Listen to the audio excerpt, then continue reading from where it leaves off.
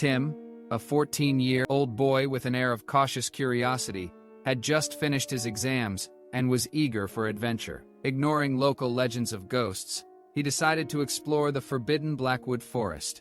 Little did he know, the forest held secrets darker than he could imagine.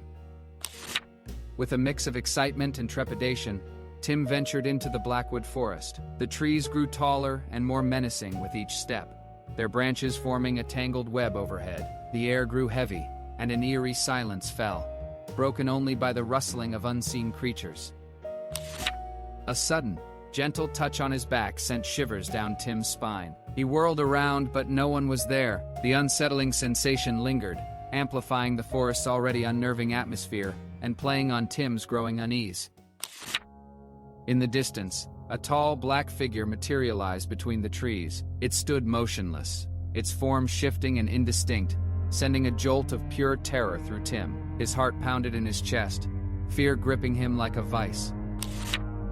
The dark figure glided towards Tim, its form changing and twisting into horrifying shapes. It moved with unnatural speed, closing the distance between them. And Tim felt paralyzed by fear, unable to move or scream. The dark entity circled Tim, its presence suffocating, its energy chilling him to the bone. Finally, it stopped before him, and a whisper slithered into Tim's ear, a voice that seemed to burrow into his mind. The whispers were incomprehensible, yet they struck at the core of Tim's being, filling him with an overwhelming dread. His legs buckled beneath him, and he collapsed into the darkness, the entity vanishing as he fell.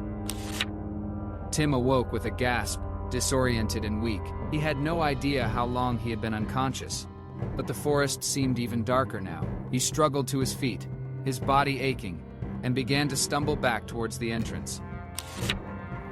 He walked and walked, but the forest seemed to shift around him, the trees mocking his every step. He was lost, circling endlessly within the Blackwood's grasp, the woods unwilling to release their prey. Weak and desperate, Tim's throat burned with thirst. He veered off in a new direction, hoping to find a stream or any sign of salvation. In the distance, a faint glimmer of light flickered through the trees. As he drew closer, the light resolved into a small, dilapidated house, seemingly abandoned to the elements. The door creaked open as if inviting him in, a beacon of hope in the heart of the Blackwood. Inside, a single candle flickered, guiding him deeper into the house. A sense of wonder mixed with unease washed over him. Who could have lit a candle in this forgotten place? "Is anybody here?" Tim called out, his voice echoing through the silent house. Only the creaks and groans of the old building answered him, intensifying the feeling that he was utterly alone. Exploring the house, he found a bottle of water next to a dusty bed. Relief washed over him as he rushed towards it, his thirst overwhelming his caution. But as his fingers brushed against the bottle, it vanished into thin air, leaving him stunned and terrified. The relief turned to cold dread, a sign that he was not alone in this haunted place. "Is there anyone here?" Tim shouted again, his voice trembling with fear. The silence stretched on, heavy and suffocating, before a voice replied, "No one, except you and me." "Come out and show yourself," Tim demanded, his voice cracking with a mixture of fear and defiance. The temperature in the room plummeted, and a cold gust of wind swept through the house. Suddenly, a dark, horrifying ghost materialized before him, its white eyes burning with malice, and its sharp teeth bared in a gruesome grin. Tim gasped, his blood running cold as he stared into the abyss. The ghost lunged forward, its icy touch sending a wave of paralyzing fear through Tim's body. He tried to scream, but no sound escaped his frozen throat. Just as the ghost was about to seize him, Tim remembered the whisper he'd heard earlier in the forest. He focused on the sound, trying to decipher its meaning, a desperate gamble for survival. The whisper echoed in his mind. The forest answers only to courage. With newfound resolve, Tim stood tall, his fear replaced by a surge of bravery.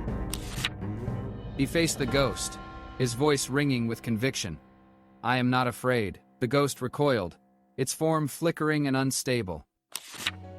With a final, agonizing shriek, the ghost dissolved into nothingness, leaving Tim alone in the silent house. The candle flickered and died, plunging him into darkness, but he was no longer afraid. Tim emerged from the house, the blackwood forest no longer menacing but welcoming. He found his way back to his bicycle, the path now clear, the trees whispering words of encouragement. He rode home, forever changed by his experience, knowing that true courage lies not in the absence of fear, but in facing it head on. The blackwood forest held no more secrets from Tim.